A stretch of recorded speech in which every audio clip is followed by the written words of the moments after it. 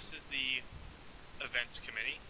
Basically, we took a look at some options for using Second Life as a tool for us as grad students or as educators.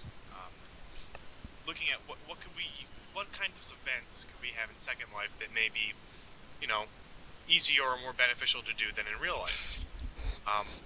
So if we could start out with the next slide, please. So the first event we thought of was a professional development expo. So something I was thinking about was professional development can kind of be an obstacle sometimes for some people because of the cost. There's a lot of cost associated with travel to conferences, travel time, hotel bills, food. It beats driving to Albany, right? If you live an hour away. So we thought, well, how can we mitigate those costs? Well, if we had an event such as a professional development experience in Second Life, you'd be able to you wouldn't have to leave home, you wouldn't have to get a babysitter, you wouldn't have to travel, you wouldn't have to get food, you wouldn't have to get that hotel, but you'd still get the same information and experience. Looks like some people can't hear me. So what I had envisioned was having multiple booths set up. Maybe if it was on this island, it would be out in the grass section around the building, and you'd have multiple booths set up that people could walk up to. And each booth would have a different topic where they could get information. So perhaps possible topics could be information on how to write inquiry lessons, information on how to provide appropriate lab safety procedures, tips on writing rubrics, anything you can possibly think of. And these types of expos could be categorized by content area. So you could have the Science Expo Day, you could have the Social Studies Expo Day, or you could combine them. But there's some logistical issues with this. So there's going to be people coming in that maybe haven't used Second Life before. Yep, click on the man with the box on his head if you can't hear me too well. Some of the logistical issues with this would be people coming in that haven't used Second Life before. What we could do is set up a little poster in the area where they log in that gives them the basics of just walking around. The beauty of this is, really for an expo, you only have to hear people speak. So all you really need to be able to do is walk it first. Which we can say, if you look to your keyboard and it'll be a little poster, say use WASD. But all they would need to do is walk up to these booths, and people will just be there talking. If they want to conduct workshops on a regular schedule, a small PDF could pop up in the corner of the screen when they log in. You might notice that in some areas where you log into an area or you walk into an area, and a little pop-up note will appear. And that little pop-up note that appears could be a schedule with, this is a map of the island where all of these booths are with this specific information, and they'll be conducting a workshop from 9 to 9:30 today. Some other logistical issues could be making sure to schedule these workshops at a regular time. So not only is there someone manning each booth to give information, but we have little lessons, little demonstrations, things of that nature. So with that, I will turn it over. We'll have it turn over to the next slide, and the next person will. I'm not sure which slide will be over next.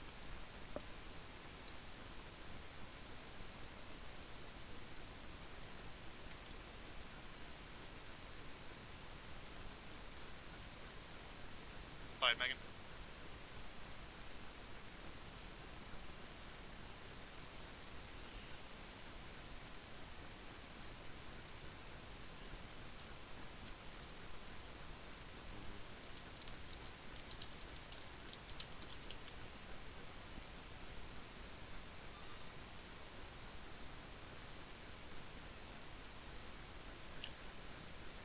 I believe Megan was just here. She may have logged out by accident. We might have had a computer issue. See her around here, so I guess I'll pick up where Megan would have left off. So another idea we had for an event would be to have an administrative panel come in.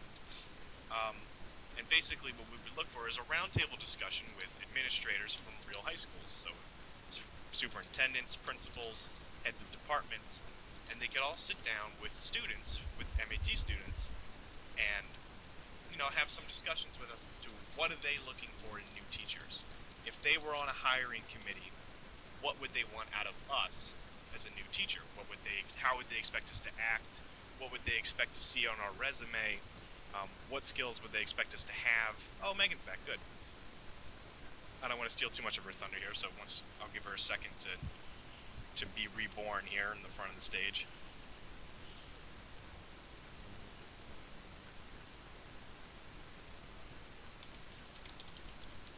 Megan, if you're with us, I'll let you finish up this slide.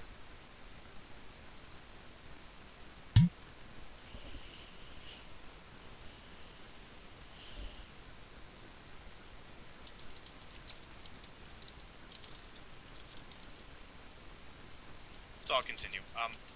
Really, there wasn't too much more to say. We would just, this would be a good opportunity for students, grad students like us, to ask these kinds of people who will be hiring them in the very near future. What do they want out of them? And I can speak from experience, not with education, but as an engineer in the past. When I was a senior undergrad engineering student, we had a very similar opportunity to sit down in real life with a panel of senior engineers at local firms, and basically ask them these questions. What do you want to see on resumes? What's the job market like? Can you give me some good, I hate to say it this way, but can you give me some good buzzwords for the first interview? Something to get my foot in the door. Oh, okay, Megan's back. Great. I'm sorry, I kind of stole your thunder on most of the slide here, but I'll let you pick up. Can you hear me? Yes. Okay.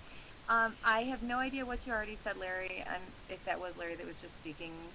Sorry, my computer crashed on me, so I'm back. And I'm sorry if I repeat anything here, folks. The next idea was the administrative panel, basically getting superintendents, principals, department heads, people like us. And, really, for me, this is coming through, sorry guys, went through most of this already? Okay, well, where I'm coming from is I'm not in a teaching position right now, so that's where a lot of these questions came from. But this can also work out well, I think, for people who are teaching now. You're in your first year. I'm sure there's a lot of questions, things, what are some trouble spots for first year teachers?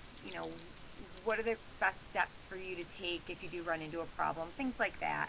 I just think that it would be a great way to just get some advice, and I think a good cross section of administrators and people in positions of authority for us from across the state. Different, we can get people from New York City, we can get people from the countryside, all across the state, and different schools would be great. That's pretty much what I had for that. So if we want to go to our next person. I'm sorry about the confusion there, folks. And that would be me. Eric, can everybody hear me okay? Yes, very well. All right, great. Our next idea was actually something Eileen mentioned with taking guidance from the students. And actually, Megan came up with this idea, and I stole it on our chat board because I thought it was a great idea, and I wanted to articulate it, so I get to now. Basically, you can read the slide, but I, as a new teacher, would invite my own students and students from other geographic areas onto Second Life, show them around a little bit, and share ideas about science education with them. How I would initially approach the meeting, just tell them how to get on to Second Life and where to meet them, some basics on how it works. I would break the ice, have everybody introduce themselves briefly, tell a little bit about myself, why I want to be a science teacher, and, go around to everybody that's present there. And then, like the slide says, just start with something fun. Tour one of the islands, take a go kart ride, something to just have fun before we get down to an informal interview process where, hopefully I could ask them questions like the ones listed there. I won't read them all to you, but I would say the essence of this list of questions is just to get an overall feel for what these kids enjoy. Um, in a curricular way and not even a curricular way. Like, for instance, the question about what is your favorite piece of technology, it really doesn't have to have anything to do with anything they've ever done in school. It could be, oh, I love to play, Wii, so hey, let me think about that as a science teacher. Can I use some of the stuff that they do with their own time as part of the curriculum? And other questions like, hey, if there were no boundaries, if you could just do any science project you wanted to, what would it be? And questions like that, fun questions that maybe don't have as much to do with school as I don't know. They just don't sound all school like. And then I'd also like to ask the last question up there would be, would you enjoy participating in lessons here in this environment in Second Life, and see what kind of feedback I got. I want to say why I think this might be an effective activity, um, and it's already been mentioned that the more I'm in the classroom, the more I find out that students absolutely love technology. I was subbing earlier this week, and I had a study hall, and I was actually working on my slide for this presentation, and a girl was sitting near me, and then a couple other kids kind of came near me and were like, "What's Second Life, and what is that, and what do you mean? What can you do in there?" And so I told them a little bit about it, and they're like, "Oh my God, I'm gonna totally check that out, and I'm gonna go there, and oh, what can you do?" And they were already excited about it, and they hadn't even seen it yet. So they just they really they were brought up with this technology, like, so they just I know that even when I just turn on a smart board, it gets their attention more than if I pick up a piece of chalk. I know that. So um, I also thought that in terms of speaking about whatever, students might have fewer inhibitions speaking in this environment. They're not being looked at physically. It's just their voice. So who knows? That could be a good thing for some students. And as a teacher, what would I do with the information I gather from this activity? Well, it's fairly obvious. I think I would use the feedback to try to minimize the stuff that generally I'm getting a general idea that kids don't like, although I'm sure that's going to vary because it's a subjective thing, and try to capitalize on activities that they seem to enjoy.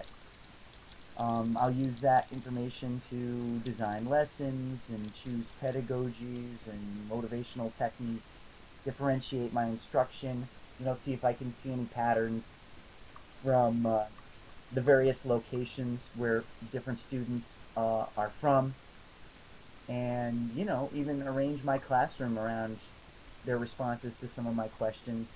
Um, Choose technologies, etc., etc., etc. You can imagine what I would use the information for.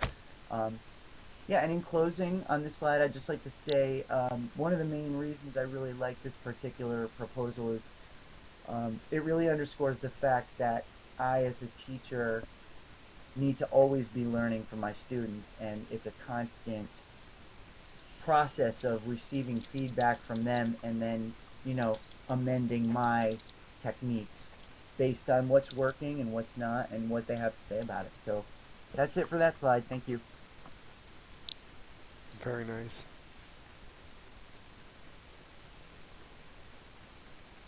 Okay, this is Linda, and what I wanted to do is just talk about, since we're doing events, just look at the local community and see where we can invite people to come in. I looked around on Long Island, and one of the sites is the Brookhaven National Lab. They are very interested in doing community interactions. They have summer series on Sundays where you can go there and have a specific topic, hands-on activities, video presentations.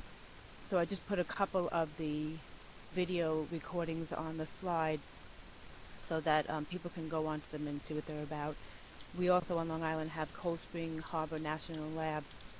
They have a DNA Learning Center specifically for children to go and students to learn, and people can do internships there. Then the next slide. The Cold Spring Harbor Lab came out on both sides. It's not supposed to be there on this one. Just continued looking into the city.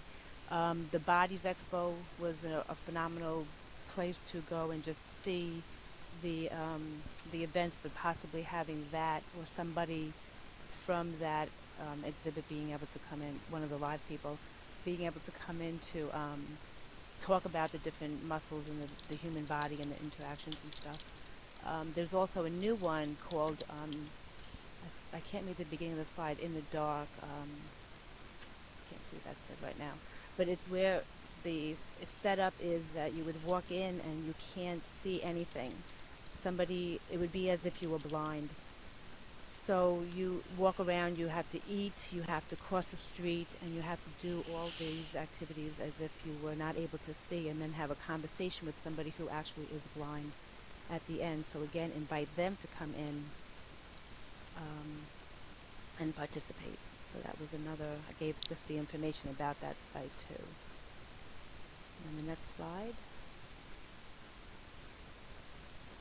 Again, it was mentioned earlier, I think Larry mentioned it, about the NASA. There's also the NASA Explorer Schools, which is NES, and that's when a school actually participates in with NASA and can interact with the scientists down there. They also give awards out to the different schools and competitions. So that is another area. I also went on to the National Science Teachers Association, and they have a lot of activities that go on constantly. So again, any of these venues that we're talking about, to invite them in to come into the Second Life and interact with the teachers or the students. And I know that Stephen had mentioned something about the Lego and the robotics. That was stuff that was very interesting too. He had mentioned that in one of the conversations on the computer. So that really just completes how you can keep going and going with the events that can take place and the interactions that can occur. So that's it for our group, I believe.